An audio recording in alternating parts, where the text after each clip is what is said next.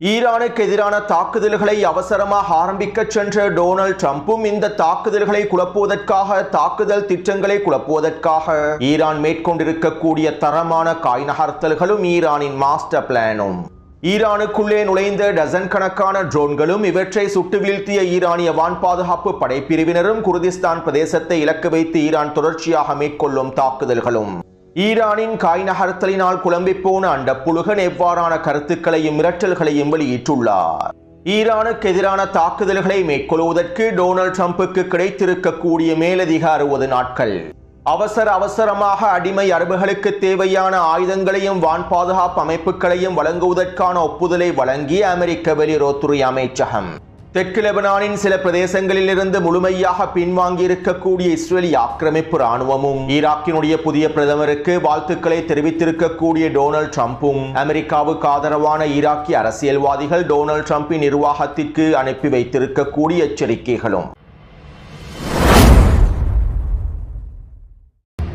தெற்கு லெபனான் பிரதேசத்திலே Hezbollah ராணுவத்திற்கும் Israeli ஆக்கிரமிப்புக்கும் இடையிலான உச்சக்கட்ட மோதல்கள் நடைபெற்று வருகின்றன. டொனால்ட் ட்ரம்ப் 3 வார யுத்த நிறுத்தத்தினை அறிவித்ததும் ஹிஸ்புல்லா ராணுவத்தினரும் குறித்த யுத்த நிறுத்தத்தினை முழுமையாக கடைபிடிப்பார்கள். இதை பயன்படுத்தி நாங்கள் தெற்கு லெபனானுடைய பிரதேசத்தில் மஞ்சள் பகுதிகளை முழுமையாக அமைத்துவிட முடியும். காசாவில் செய்ததை போன்று யுத்த நிறுத்தத்தினை பயன்படுத்தி அவசரமாக தெற்கு லெபனானுடைய பிரதேசங்களை கைப்பற்றி எங்களுடைய கட்டுப்பாட்டுக்கு கீழால் கொண்டு வர முடியும் என்று நெட்டன்யாகவும் இஸ்ரேலி ஆக்கிரமிப்பு பாதுகாப்பு அமைச்சரும் திட்டமிட்டார்கள். இதற்கமைவாகவே ஈரானின் உச்சழுத்தங்களுக்கு மத்தியில் டொனால்ட் ட்ரம்ப் 3 வார யுத்த நிறுத்தத்தையும் அறிவித்தார். மேலும் யுத்த நிறுத்தம் அறிவிக்கப்பட்டதும் இஸ்ரேலி ஆக்கிரமிப்பு தெற்கு லெபனான் பிரதேசத்தில் தாக்குதல்களை வீரியப்படுத்தியது. மஞ்சள் எல்லை பிரதேசங்களை அமைப்பதற்கான வேலை திட்டங்களை ஆரம்பித்தது.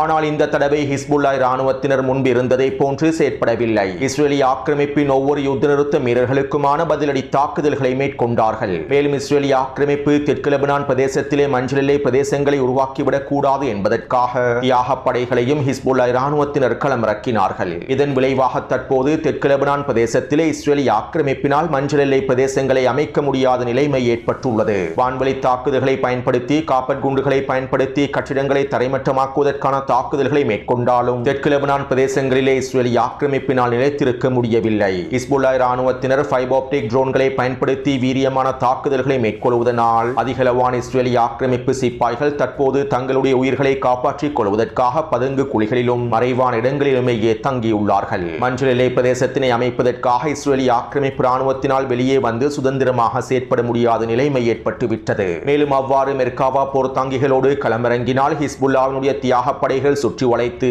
மெர்காவா போர்த்தாங்கி வாகனங்களையும் வெடிக்கச் செய்கின்றார்கள். இப்படியான நிலைமையில் நேற்றிரவு இஸ்ரேலி ஆக்கிரமிப்பு ராணுவம் தெற்கு லெபனானினுடைய 2 பிரதேசங்களில் இருந்து 3 கவச படைப்பிரிவுகளை முழுமையாக பின்வாங்கியுள்ளது. குறித்த பிரதேசத்திலே மஞ்சள் எல்லை பிரதேசங்களை அமைக்க முடியாத நிலைமை ஏற்பட்டிருப்பதாலும் ஹிஸ்புல்லா ராணுவத்தின் உச்ச தாக்குதல்கள் மேற்கொள்ளப்பட்டு வருவதாலுமே இந்த பகுதிகளில் இருந்து இஸ்ரேலி ஆக்கிரமிப்பு படைகளை பின்னோக்கி நகர்த்தியுள்ளது. கடந்த 4 நாட்களுக்குள் ஹிஸ்புல்லா ராணுவத்தினர் மேற்கொண்டிருந்த தாக்குதல்களில் குனித்ரா மற்றும் பின்ஜபீலினுடைய எல்லை பிரதேசத்தில் இருக்கக்கூடிய கவச படைப்பிரிவுகளை இவ்வாறு பின்வாங்க செய்யப்பட்டுள்ளன. ஹிஸ்புல்லா ராணுவத்தின் ட்ரோன் தாக்குதலினாலும் தியாக படைகளுடைய தாக்குதல்களினாலும் இவர்களுக்கு மிகப்பெரிய இழப்புகள் ஏற்படுத்தப்பட்டிருப்பதனாலேயே குறித்த படைப்பிரிவை மீள பெற்றிருப்பதாக சில இஸ்ரேலி ஆக்கிரமிப்பு ஊடகங்களும் செய்திகளில் குறிப்பிட்டிருந்தன.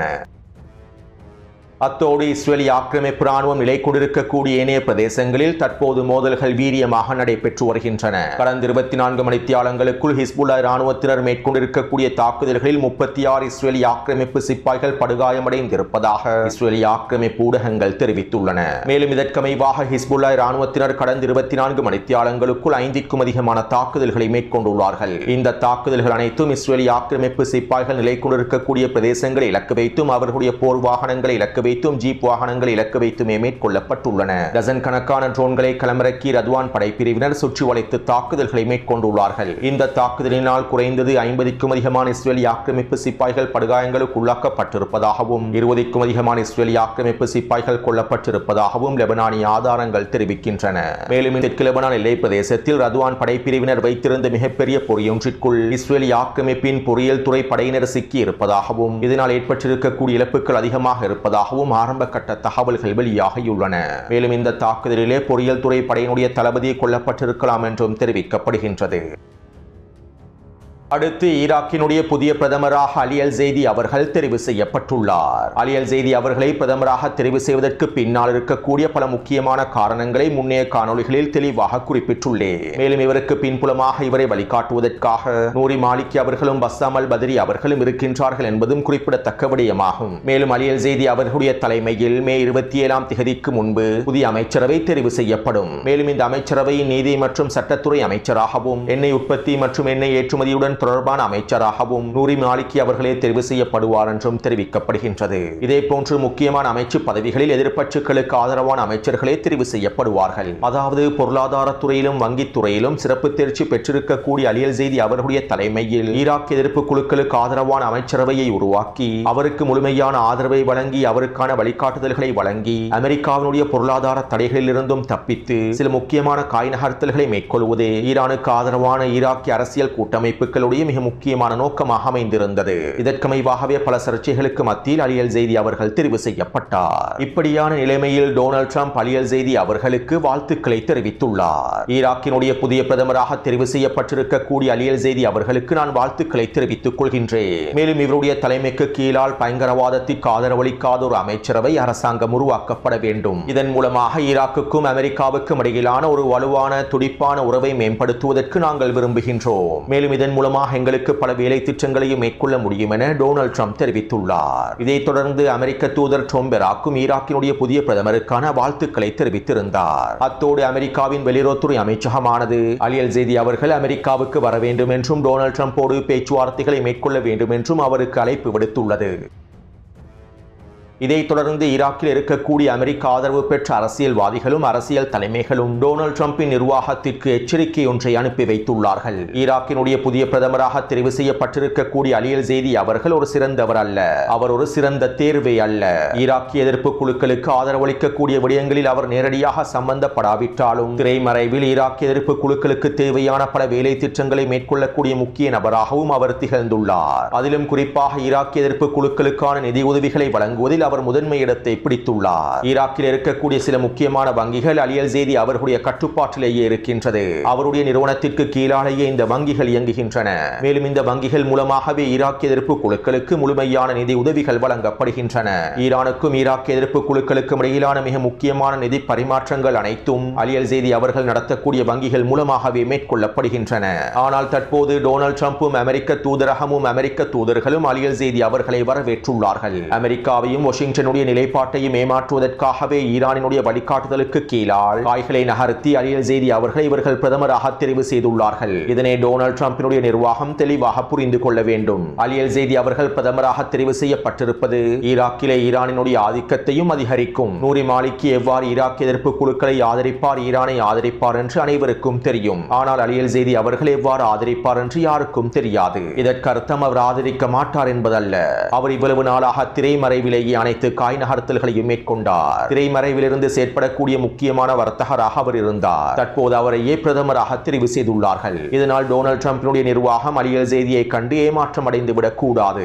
ஈரானினுடைய காய் நகர்த்தல்களை டொனால்ட் ட்ரம்பினுடைய நிர்வாகம் தெளிவாக புரிந்து கொள்ள வேண்டும் என ஈராக்கில் இருக்கக்கூடிய அமெரிக்காவுக்கு ஆதரவான அரசியல்வாதிகளும் அரசியல் தலைமைகளும் டொனால்ட் ட்ரம்பினுடைய நிர்வாகத்திற்கு கடிதம் ஒன்றை அனுப்பி வைத்துள்ளார்கள். எச்சரிக்கையாகவே இந்த தகவல்கள் டொனால்ட் ட்ரம்பின் நிர்வாகத்திற்கு அனுப்பி வைக்கப்பட்டுள்ளது. எனவே ஈராக்கிய களத்தில் ஈராக்கிய எதிர்ப்பு குழுக்களுடைய தலைவர்களும் ஈரானும் ஒன்றிணைந்து சில புதிய தந்திரமான காய் நகர்த்தல்களை மேற்கொண்டுள்ளார்கள் என்பதனை எங்களுக்கு தெளிவாக புரிந்து கொள்ள முடியும்.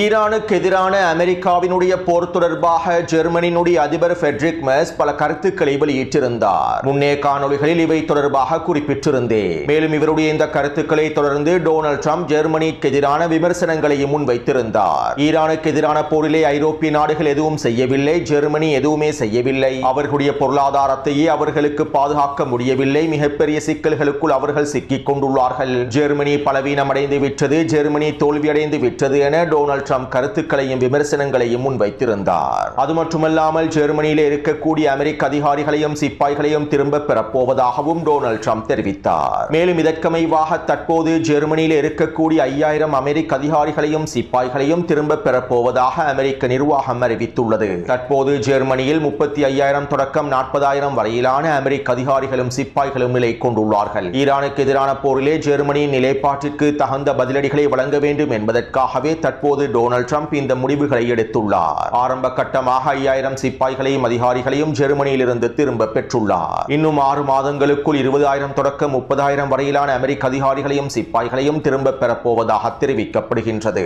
இதைத் தொடர்ந்து ஜெர்மனியின் பாதுகாப்பு அமைச்சரும் விமர்சனங்களை முன்வைத்திருந்தார். அமெரிக்க துருப்புக்களை ஜெர்மனியிலிருந்து வெளியேற்றக்கூடிய அமெரிக்காவினுடைய முடிவுகள், பென்டகனினுடைய முடிவுகள் அமெரிக்காவை தான் பலவீனப்படுத்த போகின்றது. இதனை அவர்கள் தெளிவாக புரிந்து கொள்ள வேண்டும் என கருத்துக்களை வெளியிட்டிருந்தார். அத்தோடு ஈரானுக்கு எதிரான போரிலே ஐரோப்பிய நாடுகள் எந்தவிதமான ஆதரவையும் வெளிப்படுத்தாததன் காரணத்தினாலும் அமெரிக்காவோடு ஒன்றிணைந்து ஈரானுக்கு எதிரான முடிவுகளில் களமிறங்காததன் விளைவினாலும் தற்போது ஐரோப்பிய ஒன்றியத்திற்கு எதிராக டொனால்ட் ட்ரம்ப் அடுத்த கட்ட வரிகளையும் விதித்துள்ளார். அதாவது ஐரோப்பிய ஒன்றியத்திலிருந்து இறக்குமதி செய்யப்படக்கூடிய கார் மற்றும் ட்ரக் வண்டிகளுக்கான 25% வரியை அவர் அறிவித்துள்ளார். மேலும் ஐரோப்பிய ஒன்றியத்திற்கு எதிரான இன்னும் சில வரிகளையும் விதிக்கப் போவதாகவும் தெரிவிக்கப்படுகின்றது.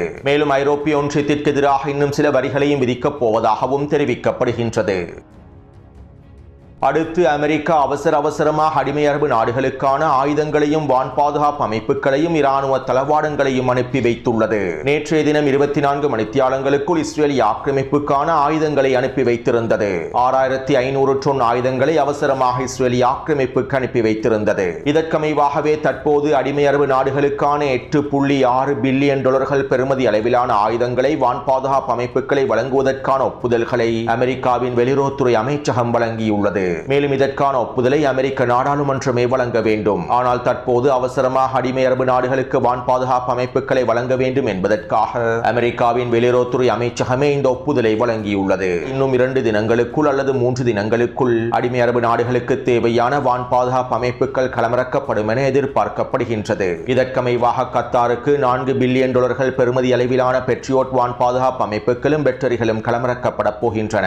குவைட்டுக்கு $2.5 பில்லியன் பெறுமதி அளவிலான வான் பாதுகாப்பு அமைப்புகளும் ஏனைய இராணுவ தளவாடங்களும் அமைப்புகளும் வழங்கப்பட போகின்றன. அதே போன்று ஐக்கிய அரபு அமீரகத்திற்கும் ஏனைய அடிமை அரபுகளுக்கும் பெட்ரியோட் வான் பாதுகாப்பு அமைப்புகளும் தாட் வான் பாதுகாப்பு ஏவுகணைகளும் வழங்கப்பட போகின்றன. அடிமை அரபுகளின் வான் பாதுகாப்பு அமைப்புகளை அவசரமாக மேம்படுத்த வேண்டும் என்பதற்காகவே அமெரிக்க வெளியுறவுத்துறை அமைச்சகமானது இந்த முடிவுகளை அவசரமாக வெளியிட்டு ஒப்புதல்களை வழங்கியுள்ளது. அடுத்து ஈரானுக்குள்ளே தொடர்ச்சியாக ட்ரோன்கள் களமிறக்கப்பட்டு வருகின்றன. நேற்றைய காணொளியில் இந்த தகவல்களை குறிப்பிடுவதற்கு தவறிவிட்டேன். அதாவது நேற்றிரவும் நேற்றைக்கு முன்னே தின இரவும் ஈரானுக்குள்ளே டசன் கணக்கான ட்ரோன்கள் களமிறக்கப்பட்டிருந்தன. நேற்றைக்கு முன்தினம் தெஹ்ரானை இலக்கு வைத்து அதிகளவான சிறிய ட்ரோன்கள் ஏவப்பட்டிருந்தன. நேற்றைய தினம் இஸ்ஃபஹான் மற்றும் கோம் பிரதேசங்களிலே சிறிய ட்ரோன்கள் ஏவப்பட்டிருந்தன. அதாவது ஈரானுக்குள் இருந்தே இந்த ட்ரோன்கள் ஏவப்பட்டிருப்பதாக தெரிவிக்கப்படுகின்றது. மேலும் இந்த ட்ரோன்கள் அனைத்தையும் ஈரானிய வான் பாதுகாப்பு படைப்பிரிவினர் முழுமையாக சுட்டு வீழ்த்தி விட்டார்கள். எந்த ஒரு ட்ரோன் தாக்குதலும் பதிவாகவில்லை. ஈரானுக்குள்ளே இருக்கக்கூடிய பிரிவினைவாதிகள் மூலமாகவும் உளவாளிகள் மூலமாகவும் அனுப்பப்பட்டிருக்கக்கூடிய இந்த ட்ரோன்கள் சிறிய ட்ரோன்கள் என்றும் இவை அனைத்தையும் முழுமையாக சுட்டு வீழ்த்தி விட்டதாகவும் ஈரானிய ஊடகங்கள் குறிப்பிட்டிருந்தன. அத்தோடு ஈரானுக்கு எதிரான அடுத்த கட்ட தாக்குதல்களை ஆரம்பிப்பதற்கு முன்பு இவ்வாறு ட்ரோன்கள் ஏவப்பட்டிருப்பதற்கான மிக முக்கியமான காரணம் ஈரானிய வான் பாதுகாப்பு அமைப்புகள் இருக்கக்கூடிய இடத்தினை கண்டுபிடிப்பதற்குத்தான். இந்த ட்ரோன்களை சுட்டு வீழ்த்துவதற்காக ஈரானினுடைய வான் பாதுகாப்பு அமைப்புகள் முழுமையாக செயற்படுத்தப்படும். இந்த சந்தர்ப்பத்திலே அமெரிக்காவின் மின்னணு போர் விமானங்களும் உளவு விமானங்களும் ஈரானிய வான் பாதுகாப்பு அமைப்புகளை முழுமையாக கண்காணிக்கும். எந்தெந்த பிரதேசங்களில் இருந்து குறித்த ட்ரோன்களை சுட்டு வீழ்த்துவதற்காக வான் பாதுகாப்பு அமைப்புகள் பயன்படுத்தப்படுகின்றது என்பதனை அவதானிப்பார்கள். இந்த தரவுகளை பெற்றுக்கொண்டு ஈரானுக்கு எதிரான தாக்குதல்களை ஆரம்பிக்கும் போது ஈரானிய வான் பாதுகாப்பு அமைப்புகள் இலக்கு வைத்து தாக்குதல்களை மேற்கொள்வார்கள். கடந்த 2 நாட்களாக சவுதி அரேபியாவின் வான்பரப்பிலும் ஐக்கிய அரபு அமீரகத்தினுடைய வான்பரப்பிலும் அமெரிக்காவின் மின்னணு போர் விமானங்களும் உளவு விமானங்களும் தொடர்ச்சியாக இயங்கி வருகின்றன. இதற்காகத்தான் இந்த விமானங்கள் அனைத்தும் முழுமையாக இயங்கி வருகின்றன. எனவே தற்போது ஈரானிய வான் பாதுகாப்பு படைப்பிரிவினர் குறித்த ட்ரோன்களை சுட்டு வீழ்த்தி இருப்பதன் மூலமாக ஈரானிய வான் பாதுகாப்பு அமைப்புகளுடைய இருப்பிடங்கள் தொடர்பான ஓரளவு தகவல்களை அமெரிக்கா பெற்றுக் கொண்டிருக்கும். மேலும் இது ஈரானிய தலைமைகளுக்கும் நன்றாகவே தெரியும். எனவே இவற்றை தடுப்பதற்காக ஈரானிய வான் பாதுகாப்பு படைப்பிரிவினர் அவர்களுடைய வான் பாதுகாப்பு அமைப்புகளுடைய இருப்பிடங்களை அவசரமாக மாற்ற வேண்டும். ட்ரோன்களை சுட்டு வீழ்த்துவதற்காக இதற்கமைவாக பயன்படுத்தப்பட்ட வான் பாதுகாப்பு அமைப்புகளுடைய இருப்பிடங்களை அவசரமாக மாற்ற வேண்டும். அது மட்டுமல்லாமல் இதற்காக ஈரானிய இராணுவத்தினர் சில வித்தியாசமான தந்திரங்களை கையாண்டிருப்பதாக ஈரானிய ஆய்வாளர்கள் கருத்துக்களை வெளியிட்டுள்ளார்கள். மேலும் இந்த தந்திரங்கள் தொடர்பாக எந்தவிதமான தகவல்களும் வெளிப்படுத்தப்படவில்லை. எனவே இது எவ்வாறு இருப்பினும் இந்த வான் பாதுகாப்பு அமைப்புகளை பாதுகாப்பதற்காக ஈரானிய இராணுவத்தினர் பல வேலை திட்டங்களை தந்திரமாக மேற்கொண்டுள்ளார்கள் என்பதனை எங்களுக்கு உறுதி செய்து கொள்ள முடியும். அத்தோடு நேற்றிரவு ஈரானுக்கு எதிரான தாக்குதல்களை ஆரம்பிப்பதற்கு அமெரிக்க இராணுவமும் இஸ்ரேலிய ஆக்கிரமிப்பும் எல்லாவிதமான திட்டங்களையும் வகுத்திருந்தன. அமெரிக்க மத்திய கட்டளை தளபதியும் ஈரானுக்கு எதிரான ஃபைனல் ப்ளோ தாக்குதல்கள் தொடர்பான ஒட்டுமொத்த திட்டங்களையும் டொனால்ட் ட்ரம்பிடம் சமர்ப்பித்திருந்தார். மேலும் நேற்றிரவு வெள்ளிக்கிழமை என்பதனால் பங்குச் சந்தைகளை முழுமையாக இழுத்து முடிவிட்டு ஈரானுக்கு எதிரான அடுத்த கட்ட தாக்குதல்களை ஆரம்பிப்பதற்கே திட்டமிட்டிருந்தார்கள். இதற்கமைவாகத்தான் ஈரானுக்குள்ளே இருக்கக்கூடிய மொசாட் உளவாளிகளும் பிரிவினைவாதிகளும் ட்ரோன்களையும் ஏவியிருந்தார்கள். மேலும் நேற்று மாலை அதிகளவான போர் விமானங்களும் மின்னணு போர் விமானங்களும் உளவு விமானங்களும் பாரசீக வளைகுடா பிரதேசத்தை நோக்கி நகர்ந்திருந்தன. சவுதி அரேபியாவுடைய வான்பரப்பை பயன்படுத்தி ஒட்டுமொத்த கண்காணிப்பு நடவடிக்கைகளும் வீரியமாக மேற்கொள்ளப்பட்டிருந்தன. எனவே இதற்கமைவாக அமெரிக்காவும் இஸ்ரேலிய ஆக்கிரமிப்பும் ஈரானுக்கு எதிரான தாக்குதல்களை ஆரம்பிக்கப் போகின்றார்கள் என்கின்ற தகவல்களை நேற்று மாலையே ஈரான் பெற்றுக் கொண்டு விட்டது. இதற்கான அனைத்து அறிகுறிகளையும் ஈரானிய தலைமைகள் பெற்றுக் கொண்டு விட்டார்கள்.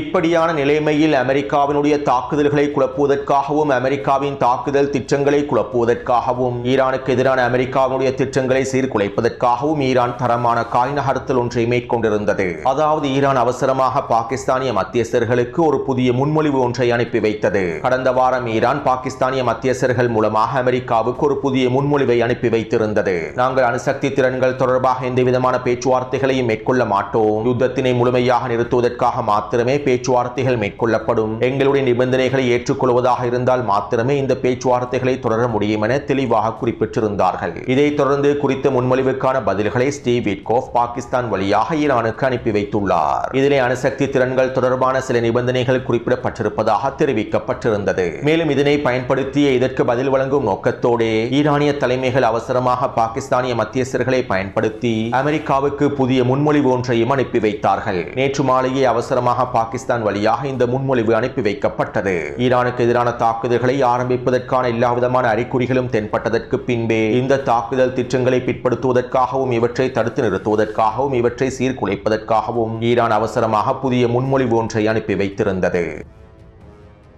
இன்னும் தெளிவாக குறிப்பிடுவதாக இருந்தால் ஈரானுக்கு எதிரான தாக்குதல்களை அமெரிக்கா எப்போது ஆரம்பிக்க வேண்டும் என்பதனை ஈரான் தான் தீர்மானிக்க வேண்டும் என்பதில் உறுதியாக இருக்கின்றது. அதாவது ஈரான் விரித்திருக்கக்கூடிய வலையில் அமெரிக்கா சிக்க வேண்டும், ஈரான் நினைக்கக்கூடிய தினத்தில் தான் அமெரிக்கா தாக்குதல்களை ஆரம்பிக்க வேண்டும் என்று ஈரானிய தலைமைகள் திட்டமிட்டுள்ளார்கள். ஈரான் அனுப்பியிருக்கக்கூடிய முன்மொழிவுகளில் பெரிதாக எந்த விதமான மாற்றங்களும் செய்யப்படவில்லை. ஈரான் அதனுடைய நிபந்தனைகளில் தெளிவாகவும் உறுதியாகவும் இருக்கின்றது. இருப்பினும் சர்வதேச ரீதியில் ஈரான் முன்மொழிவு ஒன்றினை அனுப்பி வைத்ததற்கு பின்பு டொனால்ட் ட்ரம்பினால் ஈரானுக்கு எதிரான தாக்குதல்களை அவசரமாக ஆரம்பிக்க முடியாது. ஈரான் அனுப்பி வைத்திருக்கக்கூடிய முன்மொழிவு தொடர்பான ஆய்வுகளை மேற்கொண்டதற்கு பின்பே ஈரானுக்கு எதிரான தாக்குதல்களை ஆரம்பிக்க வேண்டும். எனவே ஈரானினுடைய இந்த தரமான காய் நகர்த்தலின் விளைவாக ஈரான் அனுப்பி வைத்திருக்கக்கூடிய முன்மொழிவின் விளைவாக நேற்றிரவு மேற்கொள்ளப்பட இருந்த தாக்குதல்கள் பிற்போடப்பட்டுள்ளன. ஈரானுக்கு எதிரான தாக்குதல்களை டொனால்ட் ட்ரம்பினால் அவசரமாக மேற்கொள்ள முடியாத நிலைமை ஏற்பட்டுள்ளது. அதாவது வருகின்ற 14ஆம் திகதி டொனால்ட் ட்ரம்ப் சீனாவுக்கு விஜயம் செய்ய போகின்றார். இவ்வாறு சீனாவுக்கு விஜயம் செய்வதற்கு முன்பு ஈரானுக்கு எதிரான உச்ச தாக்குதல்களை மேற்கொள்வதற்கே திட்டமிட்டுள்ளார்கள். இருப்பினும் தற்போது ஈரான் இந்த முன்மொழிவை முன்வைத்ததனால் நேற்றிரவு மேற்கொள்ளப்பட இருந்த தாக்குதல்கள் பிற்போடப்பட்டுள்ளன. அடுத்து அமெரிக்காவின் தாக்குதல்களை சீர்குலைப்பதற்காக ஈரான் அவசரமாக புதிய முன்மொழிவு ஒன்றை அனுப்பியதற்கு பின்பு டொனால்ட் ட்ரம்ப் அமெரிக்க ஊடகங்களிடம் இவ்வாறு தெரிவித்தார். அவர்கள் ஒரு ஒப்பந்தத்தை செய்வதற்கு விரும்புகின்றார்கள். ஆனால் அவர்கள் முன்வைக்கக்கூடிய முன்மொழிவுகளில் எனக்கு எந்தவிதமான திருப்தியும் இல்லை. எனக்கு பாகிஸ்தானிய தலைவர்கள் மீது சிறந்த மரியாதை உண்டு. அவர்கள் சிறப்பாக செயற்படுகின்றார்கள். எங்களோடு ஒன்றிணைந்து செயற்படுகின்றார்கள். பேச்சுவார்த்தை தொடர்பான அனைத்தையும் நாங்கள் தொலைபேசி வாயிலாகவே செய்து வருகின்றோம். ஆனால் அவர்கள் எப்போது இலக்கை அடைவார்கள் என்று எனக்கு தெரியவில்லை. ஈரானின் தலைமைகள் தற்போது பிளவுபட்டுள்ளார்கள். இதனால் அவர்களுக்கு முடிவெடுக்க முடியாத நிலைமை ஏற்பட்டுள்ளது. ஈரானினுடைய முன்மொழிவுகள் தொடர்பாகவும் பேச்சுவார்த்தை தொடர்பாகவும் சற்று முன் தான் நான் பேசினேன். மேலும் என்ன நடக்கின்றது என்று பார்ப்போம். தற்போது பெட்ரோல் விலையானது அதிகமாக உள்ளது. ஈரானுக்கு எதிரான போர் முடிவடைந்ததும் இந்த வெளியேற்றம் குறைந்துவிடும். பெட்ரோல் வெளியேற்றத்தை விட ஈரான் அணு ஆயுதத்தை பெறுவது மிகப்பெரிய ஆபத்தானதாகும். இதனால் நாங்கள் இவற்றை முழுமையாக முடிவுக்கு கொண்டு வர வேண்டும். மேலும் ஈரானியர்கள் எங்களுடைய நிபந்தனைகளுக்கு அமைவாகவே ஒப்பந்தத்தை முடிக்க வேண்டும். அவர்களுக்கான மோசமான ஒப்பந்தத்தையே அவர்கள் முடிக்க வேண்டும், அல்லது நாங்கள் எந்த ஒப்பந்தமும் செய்யாமல் இருப்பதே நல்லது என்று நினைக்கின்றேன். நாம் ஏற்கனவே ஈரானுக்கு எதிரான போரில் வென்றுவிட்டோம். ஆனால் தற்போது நான் பெரிய வித்தியாசத்தில் இந்த போரிலே அதிக வெற்றிகளை பெற்றுக் கொள்வதற்காக திட்டமிட்டுள்ளேன், விரும்புகின்றேன். இதற்கமைவாக நாங்கள் ஈரானுக்கு எதிராக மிகப்பெரிய வித்தியாசத்தில் வெற்றி பெறுவோம் என டொனால்ட் ட்ரம்ப் அமெரிக்க ஊடகங்களிடம் கருத்துக்களை வெளியிட்டுள்ளார். அண்டப்புல்களின் இந்த கருத்துக்களிலிருந்து ஈரான் முன்வைத்த புதிய முன்மொழிவினால் குழம்பி போயுள்ளார்கள் என்பதனையும், ஈரானுக்கு எதிரான தாக்குதல் திட்டங்கள் சீர்குலைக்கப்பட்டுள்ளது என்பதனையும் எங்களுக்கு தெளிவாக புரிந்து கொள்ள முடியும். அத்தோடு ஈரானினுடைய இந்த புதிய முன்மொழிவையும் ஏற்பதற்கு தயாராக இல்லை என்று டொனால்ட் ட்ரம்ப் குறிப்பிட்டுள்ளார். இதைத் தொடர்ந்து பாகிஸ்தானிய தலைமைகள் அறிக்கை ஒன்றை வெளியிட்டார்கள். தற்போது ஏற்பட்டிருக்கக்கூடிய நிலைமையில் எந்த ஒரு சாத்தியமான தாக்குதல்களையும் நிறுத்தி வைக்குமாறும், ஈரானுக்கு எதிராக எடுக்கப்படக்கூடிய முடிவுகளை ஒத்தி வைக்குமாறும் பாகிஸ்தானிய மத்தியஸ்தர்கள் டொனால்ட் ட்ரம்பின் நிர்வாகத்திடம் கோரிக்கைகளை விடுத்துள்ளார்கள். அத்தோடு டொனால்ட் ட்ரம்பினுடைய நிர்வாகம் ஈரானுக்கு எதிரான போர் முடிந்து விட்டதாக காங்கிரசிடம் அறிவித்துள்ளது. அதாவது நேற்றைய காணொலியிலும் இவை தொடர்பாக தெளிவாக குறிப்பிட்டிருந்தேன். நேற்றைய தினத்தோடு டொனால்ட் ட்ரம்புக்கான 60 நாள் கால இடைவெளி முடிவடைகின்றது. எனவே இந்த 60 நாள் கால இடைவெளிக்குள் நாடாளுமன்றத்திலே ஈரானுக்கு எதிரான போருக்கான ஒப்புதல் அளிக்கப்பட வேண்டும். இதனால் தற்போது டொனால்ட் ட்ரம்ப் பிப்ரவரி 28ஆம் தேதி ஈரானுக்கு எதிராக ஆரம்பிக்கப்பட்ட போரானது முடிவடைந்து விட்டது என காங்கிரஸ் சபையிடம் அறிவித்துள்ளார். மேலும் இதற்கான அர்த்தம் ஈரானுக்கு எதிரான போர் முடிவடைந்தது என்பதல்ல. டொனால்ட் ட்ரம்புக்கு ஈரானுக்கு எதிரான தாக்குதல்களை மேற்கொள்வதற்கு இன்னும் 60 நாட்கள் கிடைக்க பெற்றுள்ளது. அதாவது புதிய பெயரோடு புதிய தாக்குதல் திட்டத்தோடு டொனால்ட் ட்ரம்ப் ஈரானுக்கு எதிரான அடுத்த கட்ட தாக்குதல்களை